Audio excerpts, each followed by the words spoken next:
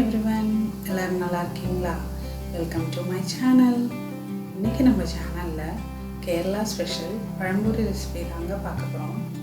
இது ஒரு சூப்பரான ஈவினிங் ஸ்நாக். டீ கூட ரொம்ப சூப்பரா இருக்கும். இது எப்படி பண்றதுன்னு பார்க்கலாம். வாங்க.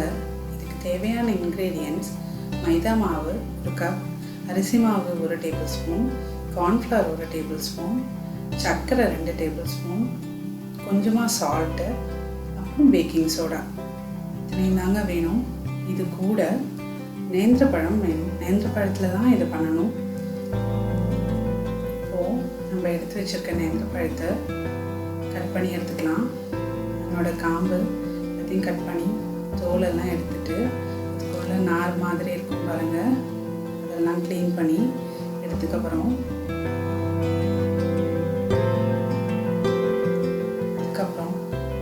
பாதியாக கட் பண்ணிக்கலாம். அந்த பாதியாக கட் பண்ணதை 3 பீஸாக கட் பண்ணிக்கலாம். ரொம்ப மெலிசாக போட்டுறக்கூடாது. போட்டுட்டா நம்ம மாவில் பேட்டரில் டிப் பண்ணி போடும்போது உடஞ்சி போயிடும். அது மாதிரி நான் எடுத்து வச்சுருந்த 2 பழத்தையுமே கட் பண்ணிக்கிறேன். பாருங்கள், இந்த மாதிரி. இப்போ நம்ம பழம் ரெடி ஆகிடுச்சு. அடுத்து பேட்டர் ரெடி பண்ணிடலாம். அதுக்கு ஒரு பவுலில் மைதா மாவு 1 கப் சேர்த்துருக்கேன். அது கூட எடுத்து வச்சிருக்க அரிசி மாவு, கார்ன்ஃப்ளவர், உப்பு,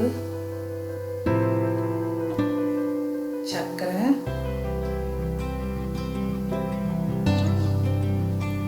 பேக்கிங் சோடா இத்தனையும் போட்டு நல்லா மிக்ஸ் பண்ணிக்கணும். எல்லாம் ஒன்றோட சேர்ற மாதிரி. அதுக்கப்புறமா கொஞ்சம் கொஞ்சமாக தண்ணி ஊற்றி நம்ம இதை குழச்சிக்கணும்.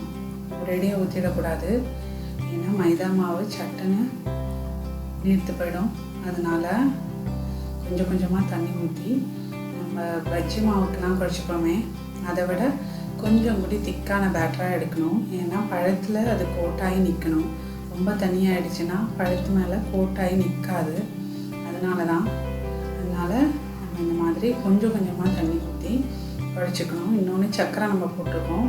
அதனால் சர்க்கரை கரையும் போது இன்னும் கொஞ்சம் தண்ணியாக வேறு ஆகும். அதனால் அதை பார்த்து பண்ணிக்கோங்க.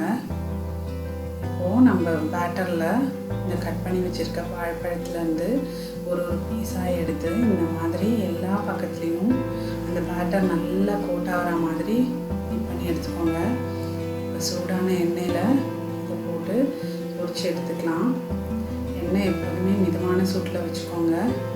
ஏன்னா இதில் லைட்டாக ஒரு லேயர் மட்டும் கோட்டாகி தான் இருக்கும். உள்ள பழம் வேறு இருக்குது. அதில் சட்டுன்னு வெந்துடும், ரெடி ஆகிடும். நம்ம ரொம்ப ஹை ஃப்ளேமில் வச்சிட்டோன்னா சட்டுன்னு கரிஞ்சும் போயிடும். அதனால் எப்போதுமே மீடியம் ஃப்ளேமில் வச்சு போட்டுக்கோங்க.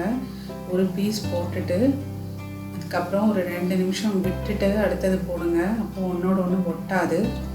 பாருங்கள், இந்த மாதிரி பேட்சாக போட்டுக்கோங்க. ஒன்றா போட்டுறாதீங்க. அவ்வளோதான், நம்மளுக்கு ரெடி ஆகிடுச்சு. இவ்வளோ சீக்கிரமாக ரெடி ஆகிடுச்சு பாருங்கள். கடையில் பண்ணும்போது இதில் எல்லோ கலர் சேர்ப்பாங்க. அதனால தான் ஒரு எல்லோயிஷ் கலராக இருக்கும். நம்ம இங்கே ஃபுட் கலர்லாம் எதுவுமே ஆட் பண்ணலை.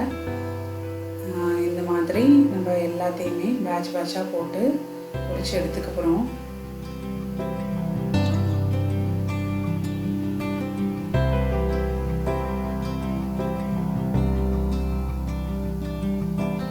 பாருங்கள், நம்ம பழம்பொரி ரெடி ஆகிடுச்சு. அவ்வளோதாங்க, ரொம்ப சூப்பரான பழம்பொரி ரெடி ஆகிடுச்சு. இதுக்கு பெஸ்ட்டு காம்பினேஷனே நல்ல சூடான டீ தாங்க. இது கூட தான் சூப்பராக இருக்கும். எல்லோரும் செஞ்சு பாருங்கள். எப்படி இருந்ததுன்னு எனக்கு கமெண்டில் சொல்லுங்கள். உங்களுக்கு பிடிச்சிருந்தால் லைக் பண்ணுங்கள். உங்கள் ஃப்ரெண்ட்ஸ்க்கு பிடிக்கும்னா ஷேர் பண்ணுங்கள். மறக்காமல் நம்ம சேனலை சப்ஸ்கிரைப் பண்ணுங்கள். இனி ஒரு சூப்பரான ஒரு டிஷ்ஷோட உங்களை சந்திக்கிறேன். அது வரைக்கும் வணக்கம்.